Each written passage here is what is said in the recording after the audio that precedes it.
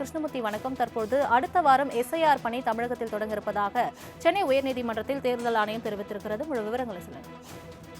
வணக்கம்.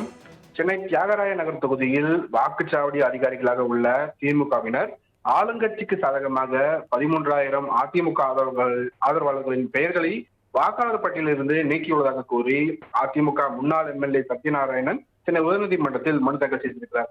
அந்த மனுவில் 1998ஆம் ஆண்டு தியாகராய நகர் தொகுதியில் 2,08,349 வாக்காளர்கள் இருந்த நிலையில் தற்போது 30 ஆண்டுகளுக்கு பிறகு 2021ஆம் ஆண்டு வெறும் 36,656 வாக்காளர்கள் மட்டுமே அதிகரித்துள்ளனர்.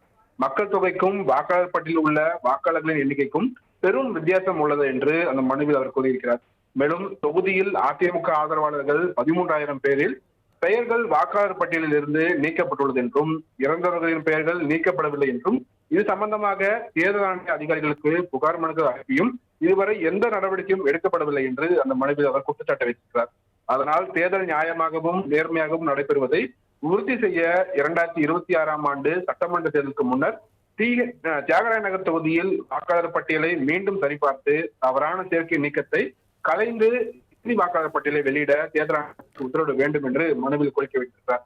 இந்த வழக்கு தலைமை நீதிபதி எம் ஸ்ரீவத்சவா மற்றும் நீதிபதி ஜி அருள்முருகன் அடங்கிய அமர்வில் விசாரணைக்காக வந்தபோது தியாகராய நகர் தொகுதியில் மொத்தமாக வாக்காளர்கள் சேர்க்கையும் நீக்கமும் நடந்துள்ளதால் அவற்றை சரிபார்த்து திருத்த கோரி தேர்தல் ஆணையத்துக்கு பல மனுக்கள் அனுப்பியும் எந்த நடவடிக்கையும் எடுக்கப்படவில்லை என்று இது சம்பந்தமாக தமிழில் உள்ள ஆவணங்களை மொழிபெயர்த்து தாக்கல் செய்ய ஏதுவாக விசாரணையை தள்ளி வைக்க வேண்டும் என்று மனுதாரர் தரப்பில் கோரிக்கை வைக்கப்பட்டது.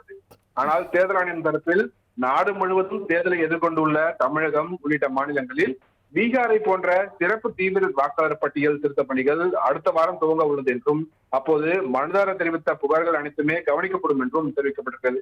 மனுதாரர் தரப்பு கோரிக்கையை ஏற்று வழக்கை அடுத்த வாரத்திற்கு தள்ளி வைத்த நீதிபதிகள் பீகார் சிறப்பு தீவிர திருத்த பணிகளுக்கு எதிரான வழக்கில் உச்சநீதிமன்றம் பிறப்பித்த உத்தரவு நகல்களை தாக்கல் செய்ய தேர்தல் ஆணையத்திற்கும் உத்தரவிட்டிருக்கிறார்கள்.